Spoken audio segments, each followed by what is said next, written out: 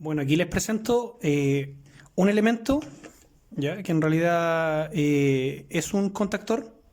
La finalidad de este elemento es la parte operativa para mí, para poder anclar mi sistema de control con mi sistema de fuerza.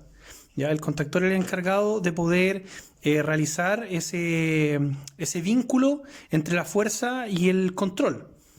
El contactor, que aquí tengo dos contactores de diferentes tipos de características. En primer lugar, vamos a centrarnos en este contactor, que es un contactor el cual, como les contaba, trae dispositivo o configuración de fuerza para poder configurar la fuerza y para poder configurar el control. Cuando yo hablo de una configuración a través del control, tengo que ver las bobinas. Ya, en este caso, yo tengo mis dos bobinas, que viene siendo A1 y A2. ¿Ya? Las bobinas A1 y A2 son las encargadas de energizar a través de la diferencia de potencial el contactor por la parte de mi control, y una vez que se energiza la bobina del contactor, sucede de que cierra, esta piececita que está acá, cierra los contactos internos. ¿Ya? Este es el contacto interno que se conoce como martillo del contactor, es el que se cierra y me cierra los contactos, ¿ya? De fuerza. Los contactos de fuerza del contactor están aquí vinculados, que sale línea 1, línea 2 y línea 3. Esta es la entrada de la fuerza, RST, y esta es la salida de la fuerza, que viene siendo RST, pero en salida. ¿Ya? Por eso internamente el contactor tiene contacto en estos momentos, su condición inicial son contactos normalmente abiertos, y una vez que la parte de la bobina toma este elemento a través de un electromagnetismo, toma el elemento, sucede que los contactos pasan a otro estado, y el estado que pasan son cerrados. Además de eso, el contactor trae elementos de contacto auxiliares, ¿ya? Los contactos auxiliares del contactor, en este caso, son los que están a este costado de acá, que vienen siendo contactos 13, ya es el número 13, y contactos 14. Y si ustedes se fijan, sale un NO. Entonces yo ya puedo apreciar que son contactos normalmente abiertos del contactor. ¿Ya? Contactos abiertos del contactor. Y además, a través de la numeración. ¿Ya? Terminación 3, terminación 4. Contactos normalmente abiertos del contactor. La diferencia entre este contactor, ¿ya? Que se ve un poco más macizo a comparación de este contactor, es el nivel de tensión. Este contactor trabaja en corriente alterna, que son 220 volt, 230 volt, ¿ya? A 50 Hz de frecuencia. En comparación a este contactor que está acá, este contactor trabaja a 24 volt en corriente continua. Ahí está, 24 volt en corriente continua. Y también tiene los mismos contactos. Tiene contacto A1 y contacto A2, ¿ya? A2 y A1. Para poder energizar lo que es la bobina, y me cierre estos contactos que están acá, que son RST entrada, RST salida, ¿ya? Además de eso, este contactor trae dos juegos de contactos auxiliares, que vienen siendo el contacto 21-22, 21-22 normalmente cerrado, ¿ya? Terminación 1-2, y en este otro costado tenemos el contacto 13 y 14 normalmente abierto. Recordar que estos contactos normalmente abiertos y cerrados son del contactor.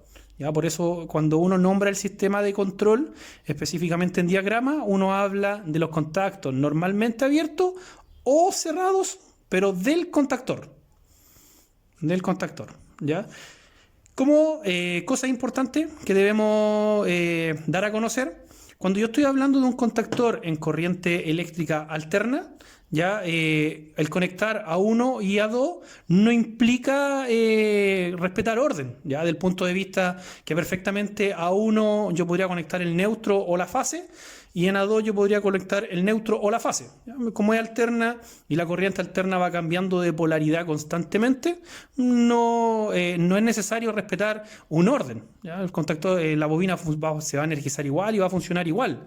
Pero, a diferencia de un contactor de corriente continua, es imprescindible respetar el orden de la bobina. ¿Ya? Eso quiere decir que A2 siempre A2 va a ser negativo y A1 va a ser positivo. Entonces, bajo ese argumento de que A1 es positivo y A2 es negativo y de que un contactor de corriente continua se debe respetar el orden, se ha determinado de que ambos contactores, no importando si es de corriente continua o corriente alterna, ¿ya? Siempre A1, en este caso de acá, siempre A1 va a ser positivo o fase y A2 va a ser negativo o neutro. ¿Para qué? Para no confundir el conexionado, ¿ya? Y así no confundimos si estamos trabajando con un alterno o trabajando con un contactor de corriente continua. Ya lo importante es respetar ese orden y además conocer las características de estos elementos, que vienen siendo, se encarga del sistema de control específicamente. ¿Para qué? Para poder darle el suministro de la parte de fuerza a un motor eléctrico, por ejemplo. ¿Cómo podemos chequear si esto realmente es como se ha señalado del punto de vista de que esa, por ejemplo, es la fase R y esa es la salida de la fase R, la entrada de la fase S, la salida de la fase S, la entrada de la fase T y la salida de la fase T? ¿Cómo acabamos de chequear el tema de los pulsadores? Utilizamos un instrumento de medida, ¿ya?, puesto en la escala de continuidad. Ahí está, escala de continuidad. ¿Qué es lo que hacemos con este instrumento? Siempre chequeamos de que realmente estén buenos los terminales. Chequeando ya de que los terminales están buenos, ¿qué es lo que podemos hacer? Vamos y conectamos este elemento. Conecto NR y en este momento no emite sonido. ¿Ya? ¿Por qué? Porque yo les contaba que la condición inicial del contactor es normalmente abierto. Cuando se energiza la bobina, enclava el elemento del contactor, que viene siendo la parte del martillo interna del contactor, ya que viene siendo este elemento que está aquí, se enclava. Y ahí pasa a un contacto normalmente cerrado. Chequemos entonces esto. Vamos a intentar de forzar este elemento, ya que no lo tenemos conectado en ningún punto, a verificar si efectivamente esa línea se comunica internamente, que viene siendo R. Presiono y al presionar debiese emitir el sonido. Déjenme colocar bien los contactos, presionar bien aquí. Ya, ahí tengo uno, ahí tengo otro y ahora voy a presionar para tener una comunicación entre estos dos elementos. Ahí. Y ahí, estoy costando un poquito. Ahora sí. Ahí estoy presionando la bobina y tengo comunicación en la línea R. Probemos la otra línea, que viene siendo la línea S. Ahí tengo. Voy a presionar la parte interna. ¿Ya? Y debiese tener comunicación. En un momentito, por favor, para poder centrar la comunicación. Ahí está. ¿Ya? Junto a los otros dos ahora, que viene siendo T de entrada con T de salida. Y corroboro. Tiene comunicación. ¿Ya? Y estos contactos, otra cosa importante es que los contactos, en este caso, son contactos normalmente abiertos. ¿Ya? Eso quiere decir que no tienen comunicación entre ellos, al ser un contacto normalmente abierto del contactor. Pero ¿qué es lo que hemos visto nosotros? Que cuando el contactor se enclava, cuando recibe tensión eléctrica la bobina del contactor, los contactos que están abiertos, como son en este caso ese contacto y ese contacto, como están abiertos, cuando se energiza la bobina del contactor pasan a una condición cerrada. ¿Ya? Y eso, por ejemplo, lo podemos chequear también, o sea, colocando los terminales en esa posición, ya en esa posición colocando los terminales y luego de eso enclavando la bobina del contactor. Al momento de enclavar la bobina del contactor, el contacto pasa a cerrado. ¿Ya? Esa es la condición que tienen los contactores. Entonces, ahí nosotros podemos apreciar los contactores. El contactor tiene otra particularidad, ya que en el contactor no solamente yo puedo, por ejemplo, tener esos contactos, ya, porque hay muchas veces que necesito más de un contacto normalmente abierto o de un contacto normalmente cerrado y uno abierto, sino que hay veces que necesito 2 o 3 contactos del contactor, Es por esa razón que se incorporaron a estos elementos, esto que está aquí, que vienen siendo contactos auxiliares. Los contactos auxiliares son solamente contactos normalmente abiertos y cerrados. Ya, como ustedes pueden apreciar ahí. El primero, por ejemplo, es un 53, terminación 3, se conecta con el 54, terminación 4. Por ende, esa línea interna viene siendo un contacto normalmente abierto. El siguiente, terminación 1 y terminación 2, contacto normalmente cerrado. El tercero, terminación 1, terminación 2, normalmente cerrado. Terminación 3 y terminación 4, normalmente abierto.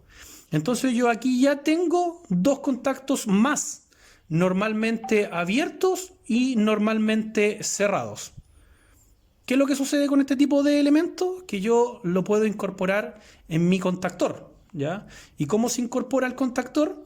Bueno, tiene una unión en ese punto que tiene que anclarse específicamente con el centro de del elemento que se enclava, ¿ya? Cuando se energiza. Entonces eso va a hacer que al momento de enclavar este elemento, ¿ya? También enclave los contactos internos. Fíjense aquí en el movimiento que va a hacer esa pieza.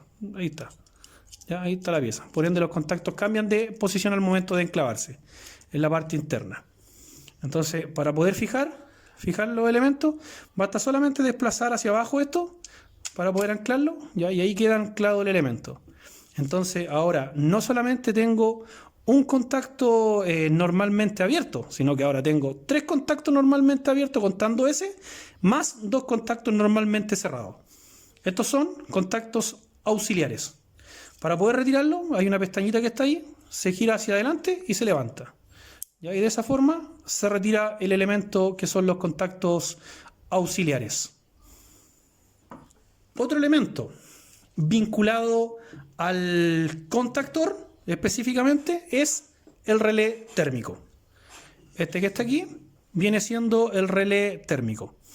En el relé térmico yo encuentro los contactos 95, 96, 97 y 98.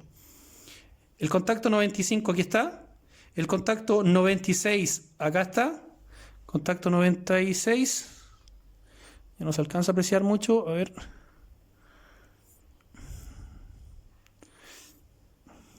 Ya, ahí abajito. Veámoslo acá abajito. Ahí está. Ahí está. Contacto 96. Y el contacto 97 y contacto 98. ¿Qué es lo que sabemos nosotros? Que el contacto 95 y el contacto 96 son contactos normalmente cerrados. Y el contacto 97 y 98 son contactos normalmente abiertos del relé térmico.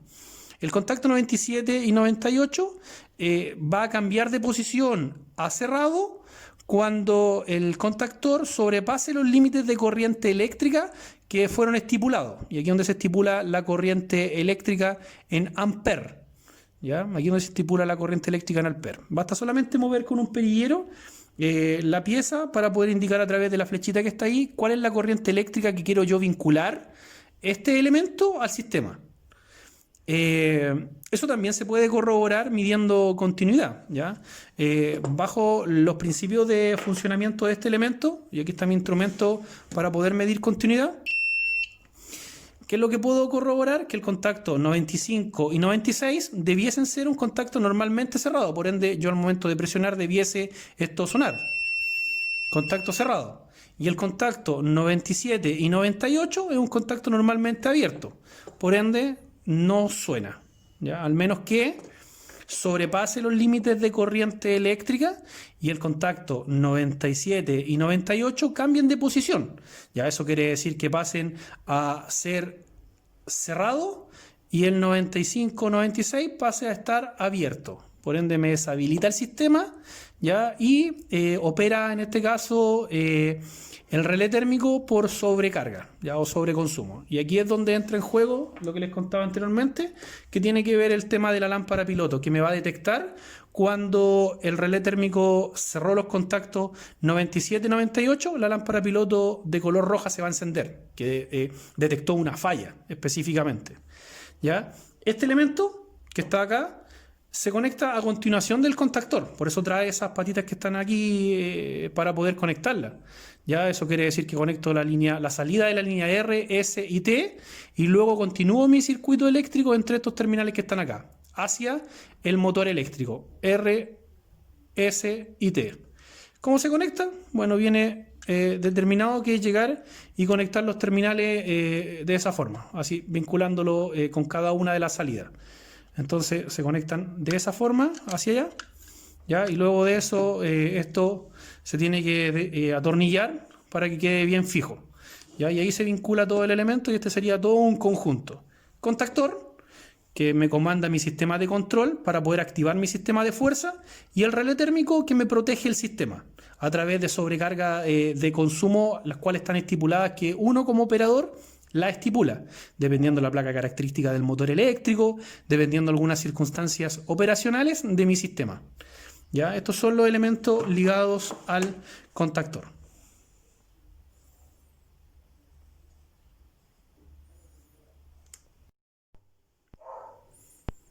Vamos a hablar en esta ocasión de estos dispositivos que vienen siendo sensores de proximidad.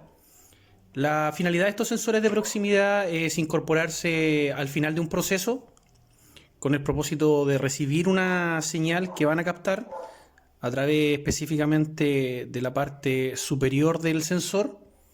Al momento de captar esta señal, esto envían un pulso o una comunicación a un elemento para poder actuar. Ya cumple el propósito de un interruptor específicamente, recibir o un contacto en PLC. Recibir una señal, captar esa señal, puede ser a través de un líquido, a través de un metal, dependiendo del tipo de sensor, para poder enviar una comunicación y poder abrir o cerrar un contacto, una válvula, una electroválvula, un elemento que ejecute una acción, ¿ya? Detener un proceso, activar un proceso. En esta ocasión vamos a conocer algunas características principales de ello, ¿ya? Como qué tipo de sensor estamos hablando, qué es lo que realiza como medición este tipo de sensor, cuál es su finalidad específica del sensor dentro del proceso. Ya en ello vamos a ver las características y vamos a hablar en diferentes proporciones de estos sensores. ¿Ya? Así que, en primer lugar, ¿cómo poder reconocer un sensor? Los sensores tienen alguna característica principal. Ya esa característica principal que da la información del sensor se sitúa en un costado de él. Por ejemplo, aquí este tipo de sensor, a ver, vamos a intentar, ahí está, vamos a intentar de apreciar las características de operación. Traen unas letras con unos dígitos en su parte inferior. Por ejemplo, este habla de PR12-4DN, habla del color de los terminales para el tema de conexionado. Específicamente cuando me refiero al tema de los colores me refiero a estos terminales de colores, ya color azul, color negro, color café, que tiene que ir conectado dependiendo del tipo de sensor. Ya los sensores se clasifican en PNP y NPN, dependiendo qué tipo de estructura es la que tiene interna el sensor para poder ser conectado. Ya eso va a determinar el punto negativo del sensor o positivo del sensor, cómo va conectado, que lo vamos a ver con posterioridad. El reconocer un sensor, por ejemplo, de este tipo, tiene alguna característica, ¿ya? Y esa interpretación, como les contaba, me la señala las letras que están aquí incorporadas. PR12-4N. ¿Ya? Esto, ¿qué es lo que señala? Por ejemplo, la letra P específicamente del sensor señala el tipo de sensor que estamos hablando. Por ejemplo, el P me señala un tipo de sensor inductivo.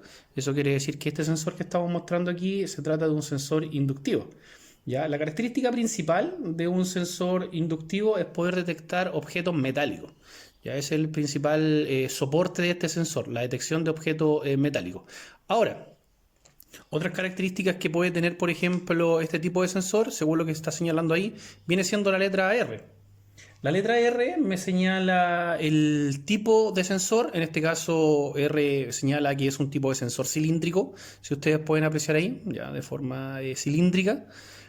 Posteriormente a eso viene un dígito que es 12, de acuerdo a la numeración, me señala el diámetro de este sensor, en milímetros específicamente. Eso quiere decir que el diámetro de este sensor en la parte superior señala que son 12 milímetros. Ya ese es el diámetro del sensor, 12 milímetros. Posteriormente, siguiendo con las características, yo encuentro un guión 4D. ¿Ya? En este caso, el guión 4, específicamente el dígito, me señala la distancia de medición que puede tener o el alcance de medición, también expresado en milímetros. Eso quiere decir que yo al momento de incorporar este sensor dentro de un sistema, lo más alejado que puedo tener el sensor para poder detectar son 4 milímetros del objeto.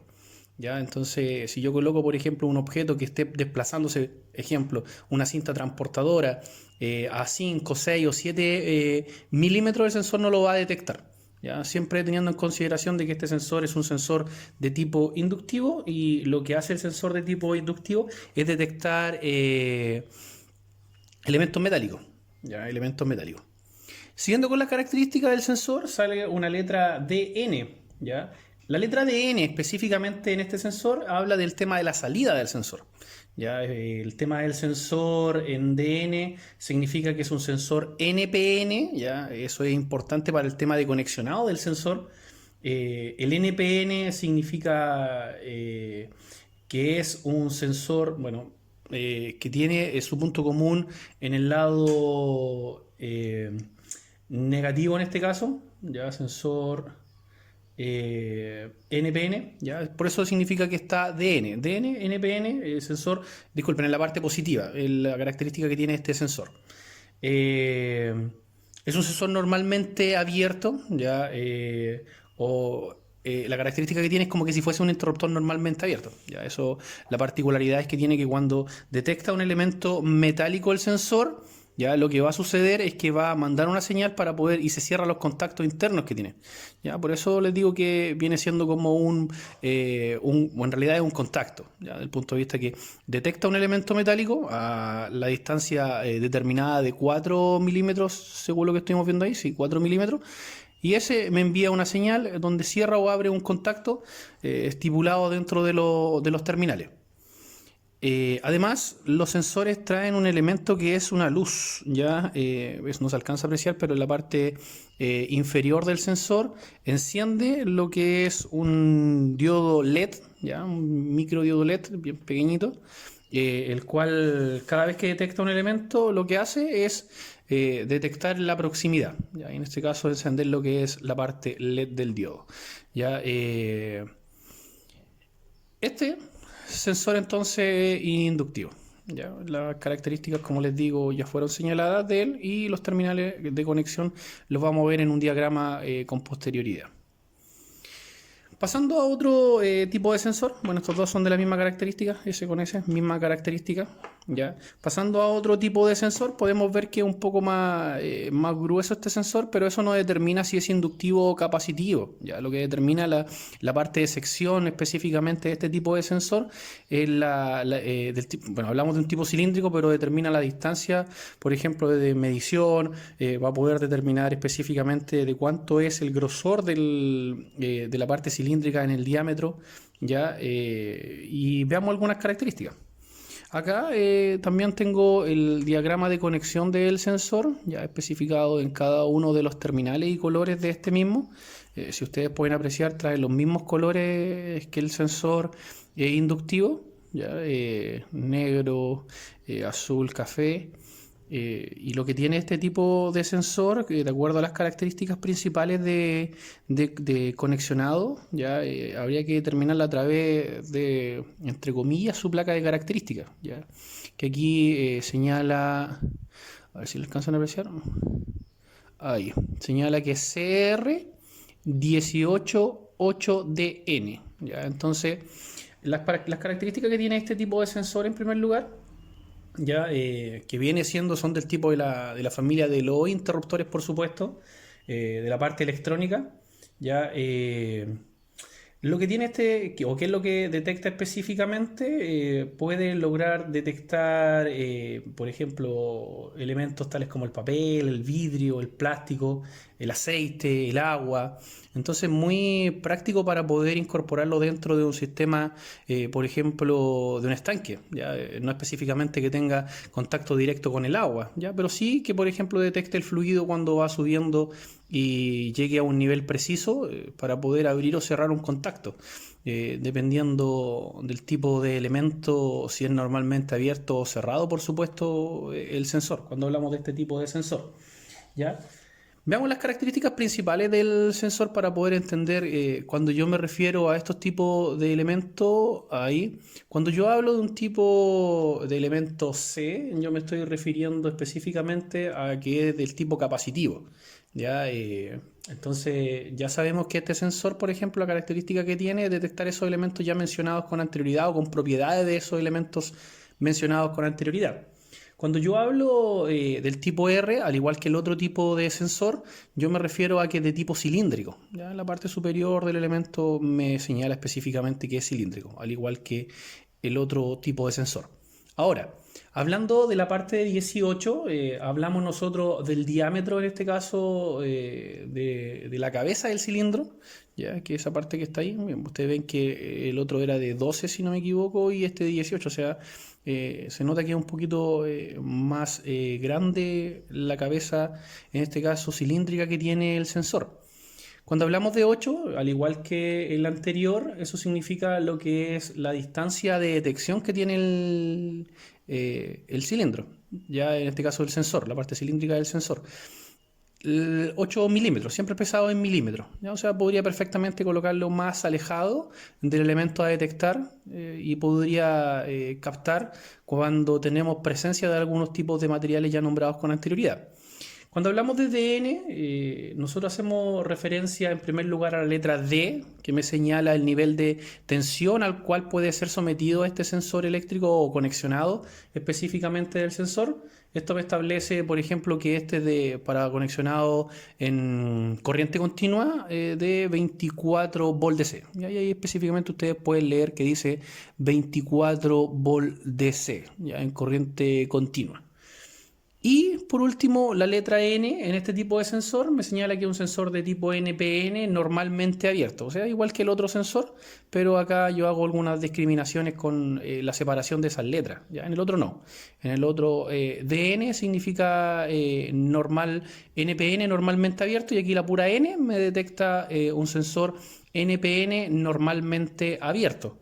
Ya, estos son, la familia, y hay muchos más. Hay sensores magnéticos, una mezcla de sensores de hartas características. Ya, pero específicamente yo quise mostrar en esta ocasión dos tipos de sensores, o sensores inductivos y sensores capacitivos. ¿Cuál es su, principal característica de medición? Ya, mientras el sensor inductivo detecta materiales, en este caso metálicos, el sensor capacitivo detecta elementos que son ligados a otras propiedades. ¿Ya? Yo contaba que el vidrio, el agua, podría perfectamente ser detectado a través de este tipo de sensor. Al igual que el sensor anterior, tiene aquí se visualiza un poquito más, pero tiene un tipo diodo LED, que me detecta la presencia, o sea, cuando, se activa, se enciende una luz ahí que está, captando y ahí que está detectando. ¿Ya? Entonces, y ambos son normalmente abiertos, ¿ya? Características principales de ellos. Puedo encontrar también, por supuesto, en este caso, sensores normalmente cerrados, ¿ya? Pero, ¿cómo poder diferenciar? Ahí les contaba que podíamos nosotros verificar el tipo, de letra específicamente, o las características que trae este tipo de sensor en su base. ¿Ya? Así que estos son, los sensores eléctricos. Y acá también podemos apreciar, por ejemplo, la característica de este sensor, que dice que es de 12 a 24 voltaje, en DC, ya en corriente continua. Y, corriente eléctrica, disculpen, máxima, 200 miliamperes. Eso es lo que puede llegar a alcanzar. Y ahí está el conexionado. Así que estos son sensores. Y ahí con esto terminamos las características de algunos tipos de elementos diseñados al sistema de control. Así que con posterioridad les voy a mostrar en primer lugar un tipo de PLC, cuáles son sus entradas, sus salidas, en este caso su fuente de alimentación, cuáles son sus contactos, sus bobinas para poder alimentar y una característica principal de un PLC. ¿Ya? Así que hasta ahí quedamos y dejamos en esta ocasión los tipos de sensores y sus componentes que ya fueron nombrados con anterioridad.